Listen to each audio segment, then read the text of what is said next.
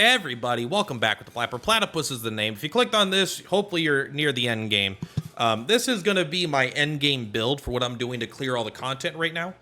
Is this final? I'm not 100% sure, but this is effectively what I use to beat the game.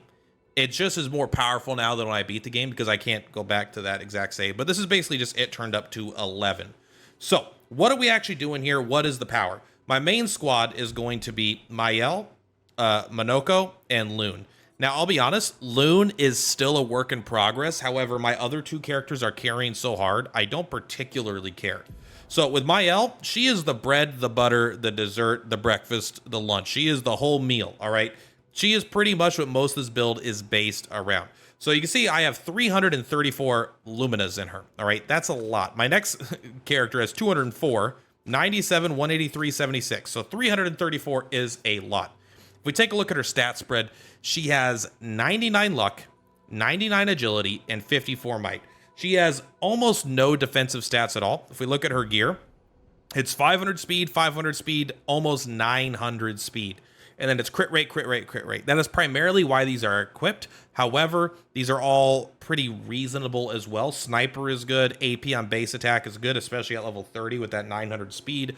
And fueling break is also good. So these are all pretty good, but all that she cares about is speed and critting and damage. That is it. That's what her whole job is. And we are using, the weapon is primarily why we're doing this build, right? This is the Brule Rum.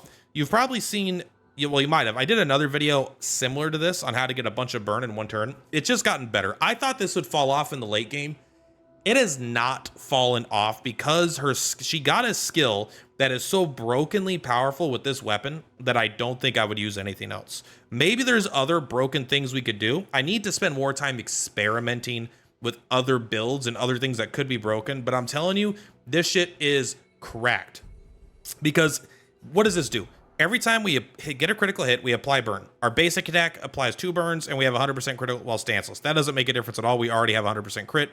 I wish that would go off, and we would like apply double burn or something. I would wet myself with excitement. But the first one is the most important one. The second one is good too. Critical hits apply burn. So we are combining this with a lot. Now, bear with me, okay? There's a lot of these here. But let's go over the simple ones first. Defensive is not important to me. Especially, it's not important to me on like any character because you can get really good, but these are good. 1 shield on being revived for only 5 is very good. That's a free hit. It means it's way harder for an enemy to just one-shot you by mistake because you missed a counter. I don't dodge that much. I try to kill the enemy before they get a turn, and I'll show you that at the end of this video. 1 shield on being revived, and then base shield.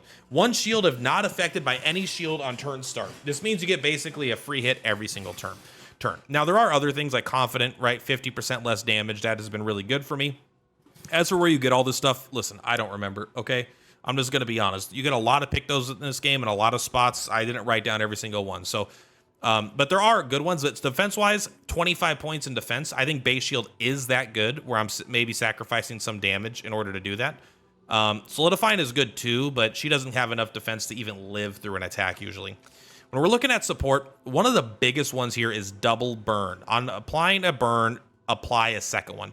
These are, what's crazy is I went through all of these and I actually can't think of one to take off because they're all so good. So applies a burn, basically double burn, right? Obviously. Then faster than strong. She gets 2 turns in a row. And the way this is going to work, basically, without going over every single skill in a long-winded way, is she is going to be firing a lot of shots, ending with her basic attack, which is going to bring her back up to 9 energy because she has the couple things here. Energizing attack. You get 1 AP on base attack, right? So whenever you attack, you get 2 AP. And she gets 2 attacks because she has combo attack, right? So it's offensive. So now she gets 2 attack and she gets 2 energy for each of those attacks. But wait, she also gets powerful when she does it. And when she gets powerful, she is also getting the energizing powerful. So she gets another 2 energy when she applies powerful. So she's basically getting 8 energy back with one set of attacks, because she's getting 4 attack with the first hit, 4 energy with the first hit, 4 energy with the second hit. Then her turn's going to come up again with faster than strong. She goes back up to 9 energy, which is the cap.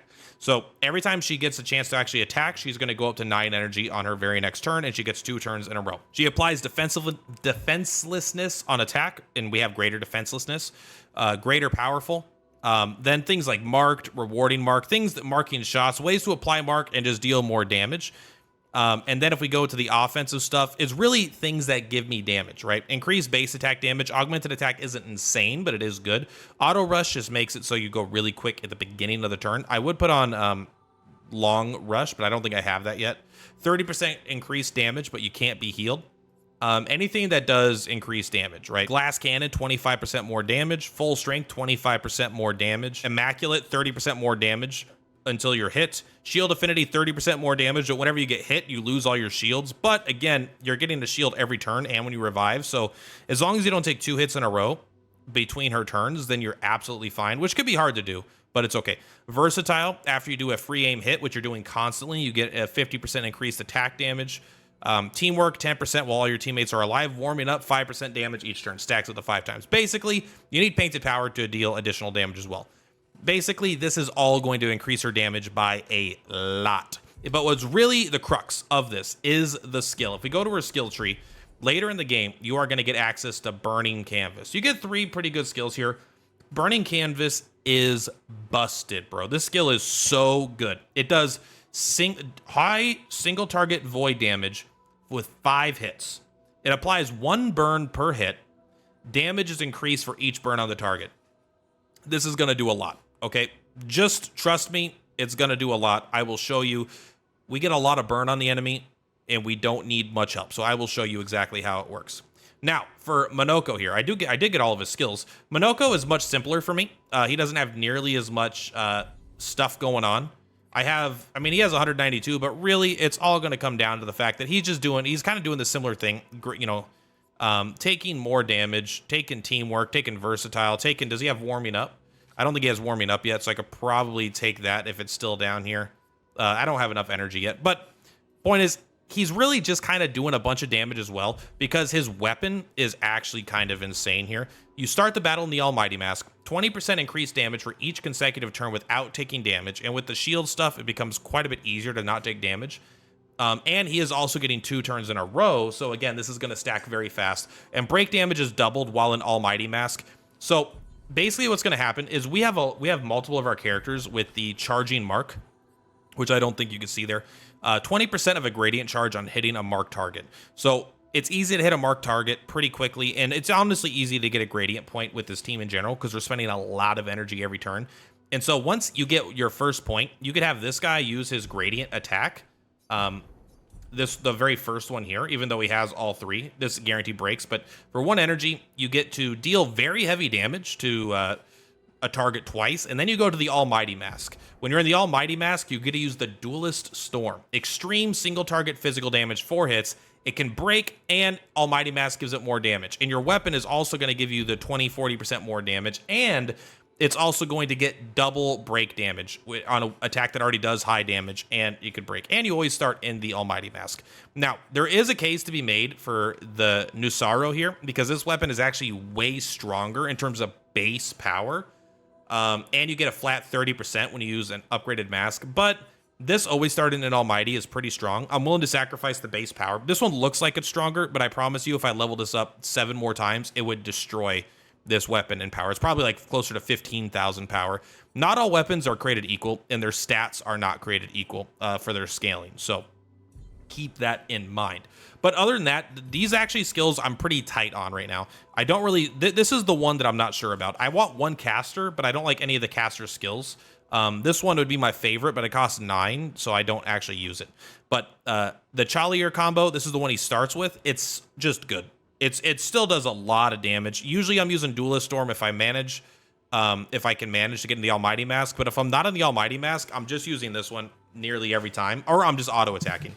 The ice attack is really good here because it's AoE ice and it slows down all the targets. He doesn't have greater slow or anything, but it's still like a fine ice attack. Single target damage, applies defenseless. I don't really use this one that much either. The bonk I use all the time. If I'm an agile mask, I use bonk. One thing you might want to consider is there is a, is it this one? It's this one right here. Deal low single target physical damage and you play a second turn. So you get basically, if you're in the agile mask, this costs 0 AP and you get an additional turn.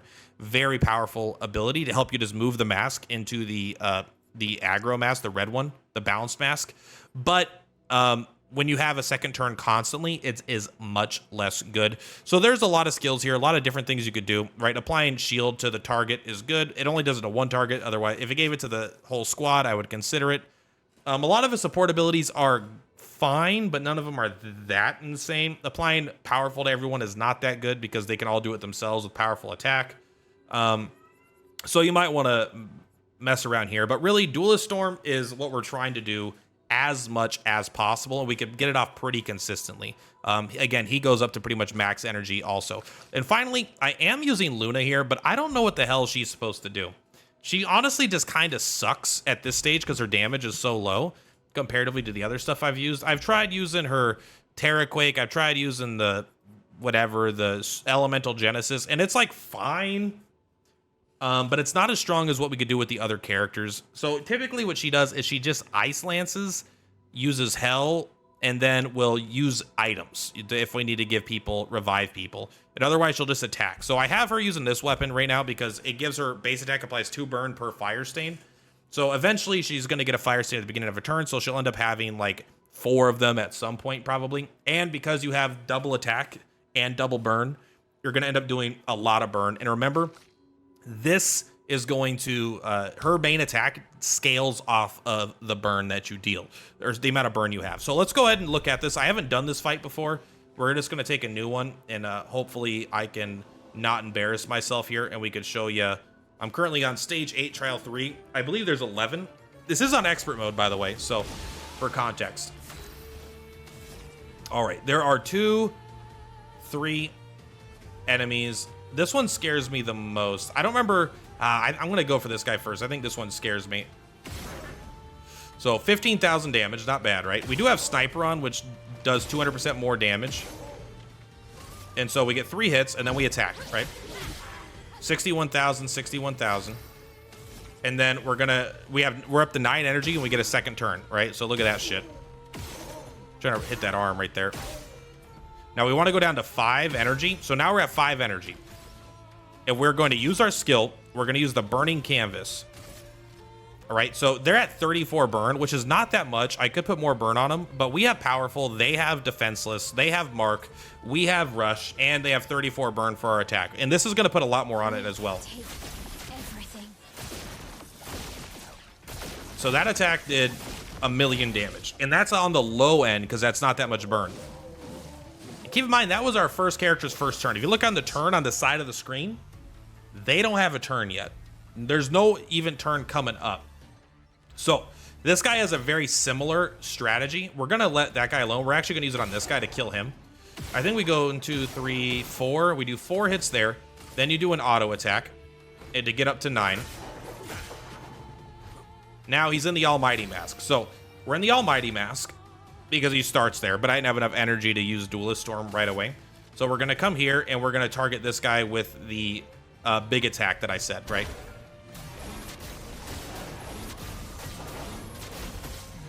So that would have done more than probably 1,000,000 damage, but he died. Now, your job, you have a very important job here. Your job is to auto attack things that need to get dead. Now was our chance. Yep. You're applying burn to things, so that's 8 burn. So she applies a lot of burn with that weapon, which is good. Great. I do really think I need to kill you first, though. It feels bad to use my turn to kill you. Well, actually, we're going to get another turn before this guy goes, so we might be able to kill them all first. And if we break them, we actually double the burn on them, which is pretty nice. Let's see if we could double the burn on them. Nope, okay. We probably just go, that's probably enough burn to kill you. So let's go 7, 6, 5. We go down to 5 energy. I know you can't quite see it all perfectly. Sorry. I don't like that this mouse works for this game. Let's go ahead and put this, I don't know. I don't think there's anything over here. All right. So we're down to 5 energy. Now this character has 80 burn on him. I've had it up to over 200 though, but now our attack should be even way stronger now. Right now it's up to 1.4 million, and they probably died to the 1 million damage burn, right? So they did. Now we have the option here of using our big attack. I think we are going to use our gradient. We're going to use Mighty Strike just because it's fun.